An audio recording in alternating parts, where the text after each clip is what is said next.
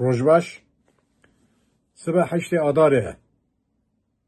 Roja jinê ketkar ê cîhanê û yê Kurdistanê ye. Serî da heştê Adarê ji bo hemû jinê ketkar yê cîhanê û yê Kurdistanê pîroz be.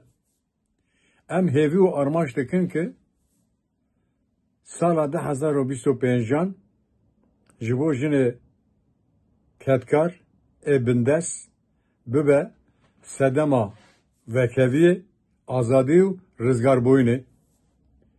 Banga me hemû jinan re, jinê ketkar re ye, sibê heştê Adarê ye roja we ye.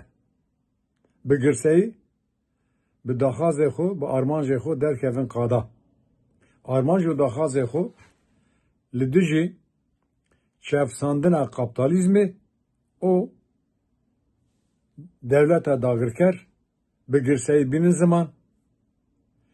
Em baş dizanin ki rizgarbûyîna jinan ê bi destê jinan were.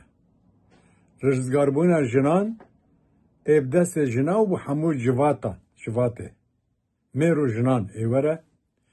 Rizgarbûyîna jinan ya mayînde bi pergala sosyalîzmê ê were. Em bana jinê cîhanê û ê Kurdistanê dikin ji bo pergala sosyalîzma nû têkoşîna xwe pêk bînin.